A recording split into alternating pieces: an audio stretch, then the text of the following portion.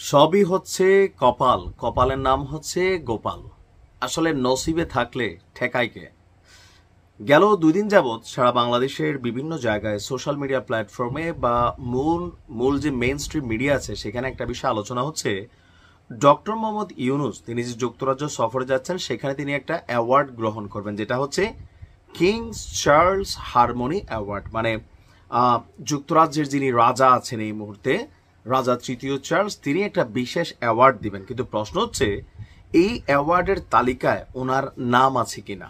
না, ওনার নাম নেই। তাহলে প্রশ্ন হচ্ছে কিভাবে নাম না থাকার পরেও তিনি এই অ্যাওয়ার্ডটা পেতে যাচ্ছেন? আলাদা কি কোনো উপঢৌকন দিচ্ছেন বা কোথাও কোনো সিস্টেম করে পুরস্কার নিচ্ছেন? অনেকে প্রশ্ন তুলেছেন। কিন্তু বিষয়টা সম্পর্কে একটা বিবৃতি এসেছে গণমাধ্যমে যে আদৌ ডক্টর ইউনূস এই অ্যাওয়ার্ডের জন্য মনোনীত হয়েছেন কিনা এই মুহূর্তে সন্দেহ প্রকাশ করা হয়েছে। অনেকে কিংস ফাউন্ডেশনের ওয়েবসাইটে যারা এই পুরস্কারের জন্য তালিকাপ্রাপ্ত হয়েছেন তাদের নামের ক্ষেত্রে ডক্টর মোহাম্মদ ইউনূসের নাম নেই, সুতরাং তিনি হয়তো অ্যাওয়ার্ডের জন্য মনোনীত হননি। কিন্তু বিভিন্ন সূত্র বলছে নিয়ম ভেঙে তিনি কিভাবে এটা পাবেন।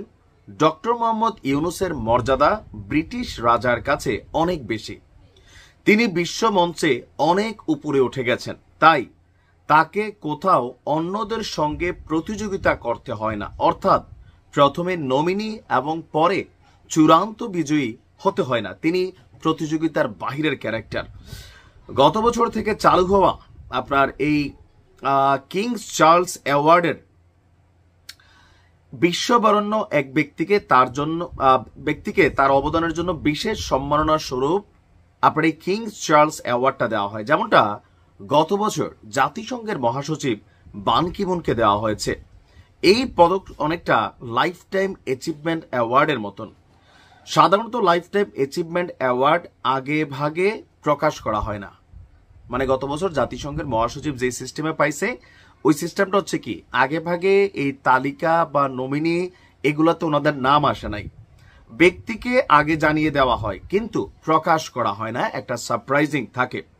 ঠিক একই ঘটনা ঘটেছে ডক্টর মোহাম্মদ ইউনূসের ক্ষেত্রেও।